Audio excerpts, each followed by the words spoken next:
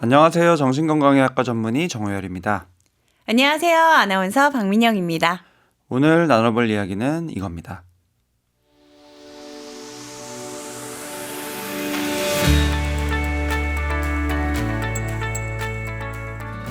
욕심은 나쁜 감정인가요?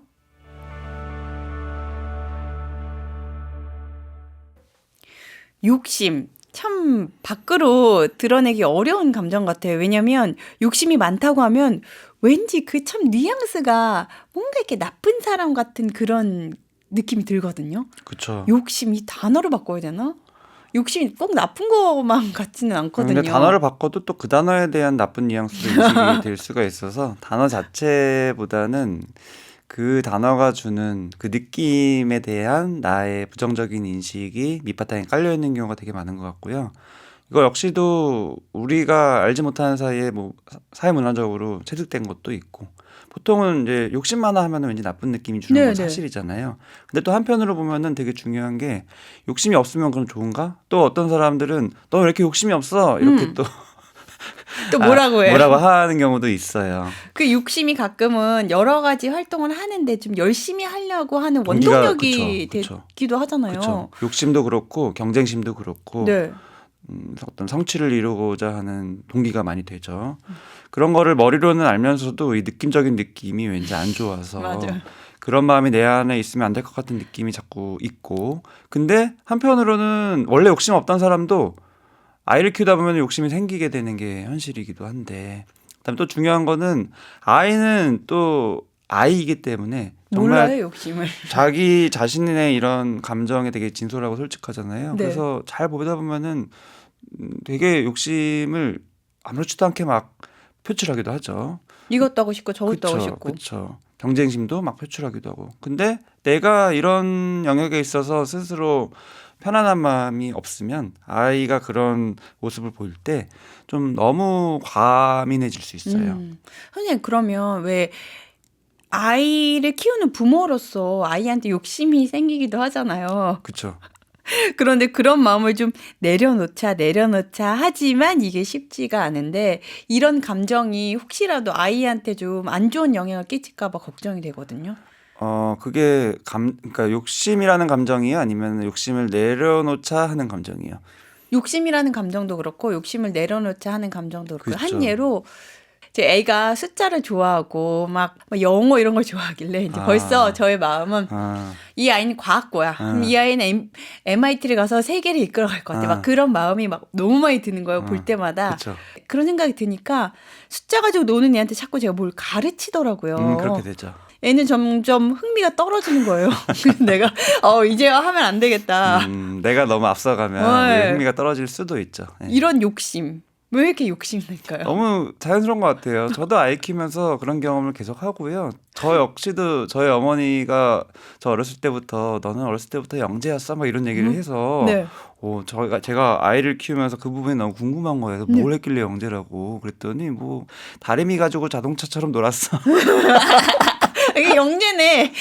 응용하는 거 아니에요, 지금 이거? 그러니까 네. 다 자기 자식은 굉장히 이제 기대치를 가지고 그렇게 이상적으로 뭐 하나라도 거기서 얻어 걸려라 하면서 네. 보게 되는 게 너무 자연스러운 것 같아요. 근데 뭐가 문제가 되냐면은 내 안에 이런 마음이 있다라는 것을 스스로 감추고 음.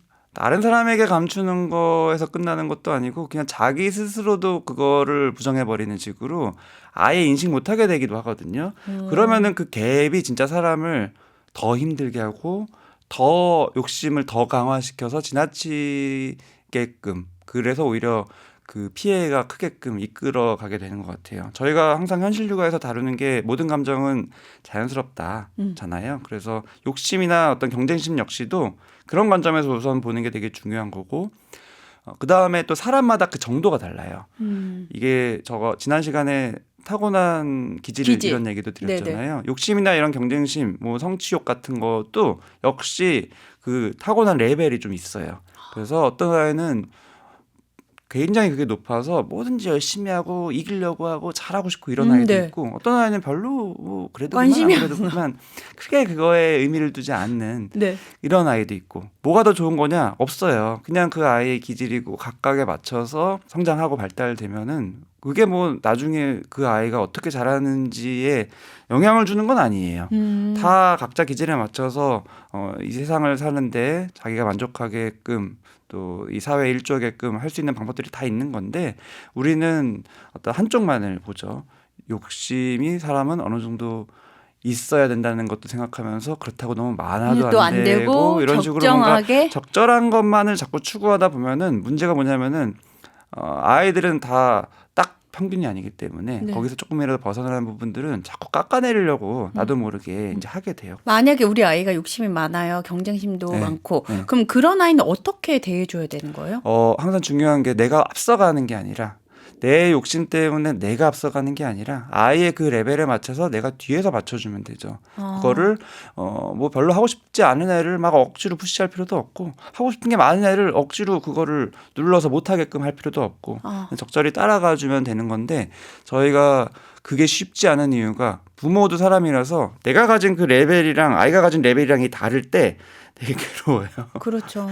그래서 우선 내가 가진 이 욕심이나 경쟁심 이게 어느 정도인지를 잘 인정하고 인식하는 게 되게 중요한데 많은 분들이 욕심이나 경쟁심은 나쁜 거다 이런 식으로 인식하고 있어서 아까 그 얘기를 드린 거고요. 또 반대 측면도 있어요. 나는 왜 이렇게 욕심이 없을까? 나는 왜 별로 그렇게 원하는 게 없을까? 이래도 네. 좋고 저래도 좋고 그게 사실은 문제는 아닌데 또 그거를 문제처럼 인식하게 된 게 내 안에 자리 잡게 되는 경우도 있어요. 그러면 아이가 욕심 없는 아이가 있을 때 네. 아이를 또 나무라게 돼요. 너는 왜 쟤는 저렇게 저거 잘하고 싶었는데 너는 왜 이렇게 옆에 거 막 가주려고도 잘하고 하고 싶지 내 거 않냐. 지키려고도 그쵸. 하고.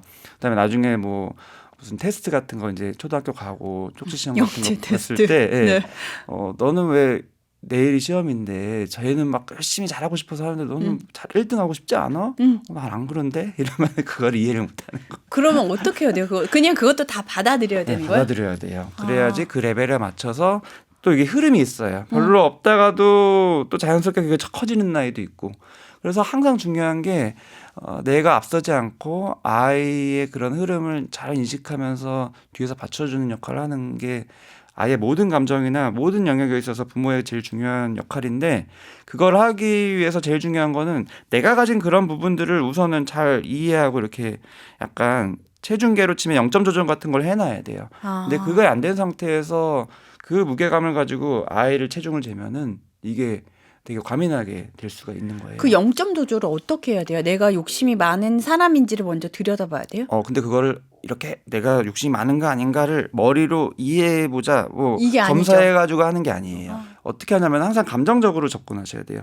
욕심이라는 단어, 경쟁심이라는 단어를 내가 현실에서 마주하게 되는 순간들이 있어요. 네. 뭐 아이 키우면서도 뭐 그런 경우들을 볼 때가 있고 또 주변에서 다른 엄마들이 굉장히 열심히 아이를 시키는 경우를 네네. 내가 바라볼 때도 있고 그때 내 마음이 어떤가? 그때 내 감정이 어떤가?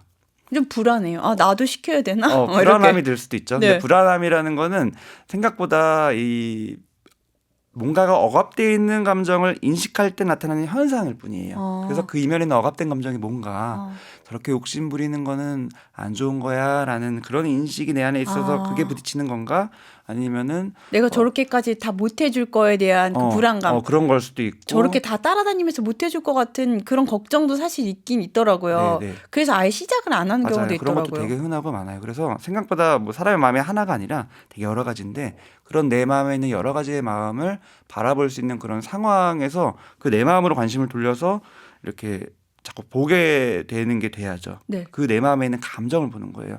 내가 못해줄 것 같다. 못해줄까 봐 왜 불안할까요? 못해줬었을 때 내가 연상되는 예측되는 또 감정이 있는 거예요. 미안하죠. 미안함도 있고 뭐 좌절감일 수도 있고 또 그 감정과 관련된 내 경험이 또 있어요. 예를 들어서 못해줬었을 때 좌절감으로 이어질 것 같다 치면은 좌절감이라는 것과 관련된 또 내 경험 내가 옛날에 이런 거를 하다가 너무 하고 싶었는데 못했어. 네. 그때 내가 너무너무 이 좌절감이 너무 아팠어. 아. 그러면 이 감정이 또 나도 모르게 연상돼서 지금 아이에게 대해서 불안한 게 그걸로 혹시나도 연결될까 봐 불안하니까 아예 시작부터 못하고 이런 식으로 쭉쭉쭉 가는 거예요.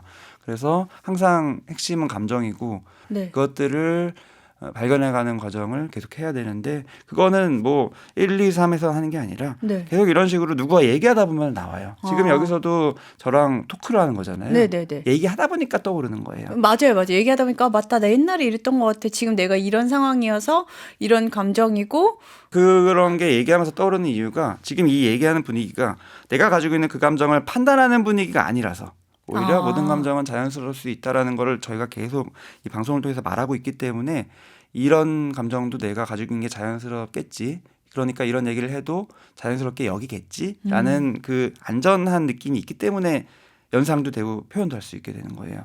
그래서 이런 식의 대화를 사실 하는 게 상담인 거고 사실은 정말 친밀한 관계, 가족 관계든 어떤 친한 친구 관계든 어떻게 보면 부모와 자식 관해서도 이런 대화가 사실 일어나야 되는 거예요. 이런 대화는 하기 쉽지가 않죠. 쉽지가 않죠. 네. 쉽지가 않은데 최소한 나는 부모니까 우리 아이하고는 이런 대화를 좀 하고 싶다, 해야겠다라는 그런 마음을 가지시면 좋겠어요. 그래서 욕심 역시도 저희가 이런 주제를 다루는 이유가 아이를 키우다 보면은 아이가 자기가 가진 욕심과 관련된 감정에 스스로 또 압도되기도 하고 이걸 숨기고 싶기도 하고 이것 때문에 혼란을 겪기도 하거든요. 그런 순간에 부모가 옆에서 너가 지금 너 상황에서 그런 마음을 느낄 수 있어. 나도 옛날에 그랬었고 사실은 지금도 어른이긴 하지만 그런 감정으로부터 완전히 자유롭진 않아. 이런 거를 어느 정도 이렇게 오픈하면서 자연스럽게 대화가 일어날 수 있는 그 판을 깔아주는 게 진짜 제일 중요한 부모의 역할일 수 있는 것 같아요. 그런 거를 선생님 그러니까 자연스럽게 툭 던지면 되는 거예요. 이거 갖고 싶어? 욕심이나 아니면 왜 친구와 그렇게 친구는 뭐 하나를 하고 싶은데 너가 뭐 여러 개를 하고 싶어? 뭐 그런 욕심을 애한테 뭐라고 어떻게 물어봐야 돼요? 되게 중요한 얘기신데 역시도 앞서가면 안 돼요. 아. 내가 아이의 욕심을 한번 캐봐야겠다 이런 식으로 접근하면 안 되고요. 널 한번 알아가겠어. 예. 이건 안 된다는 거죠. 아이가 생각보다 이렇게 그런 감정이나 다양한 경험을 할 때 아무렇지도 않게 뚝 던지는 얘기들이 있어요. 그때 그거를 잡아내야 돼요.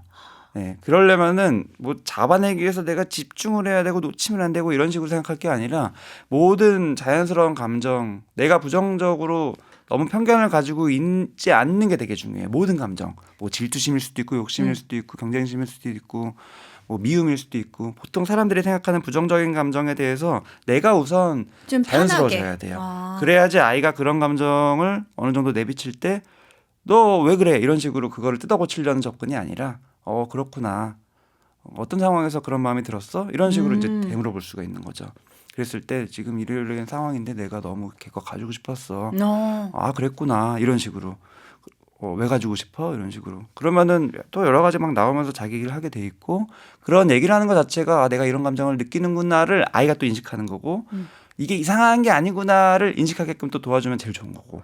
이게 이상하지 않다라는 걸 어떻게 도와주면 될까? 괜찮아 하면서 내 얘기를 하는 게 좋아요? 엄마의 얘기? 아빠의 얘기? 그 내 얘기를 하는 것도 내 마음이 그것에 자연스러우면 하면 좋고요.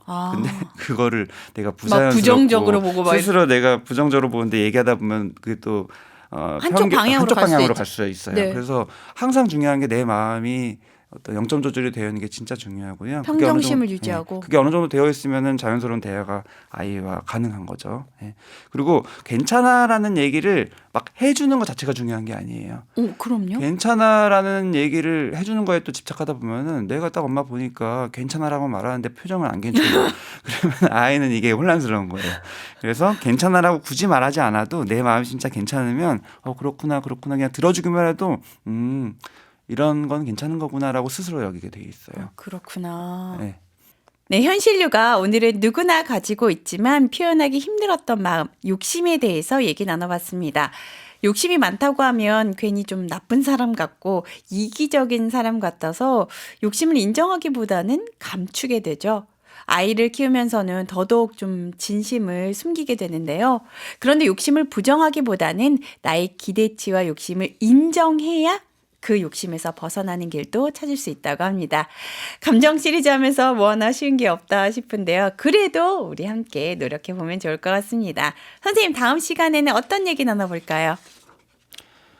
다음 시간에는 역시 엄마분들이 많이 경험하는 거. 예전에 저희가 분노의 감정에 대해서 다뤘지만 조금 더 매운맛으로 분노 폭발에 대해서 다뤄보도록 하겠습니다. 이 화라는 폭발. 감정을 억압하고 억눌렀다가 쌓였다가 확 조절 안 될 정도로 폭발하는 경우에 대해서 진솔하게 나눠보도록 하겠습니다.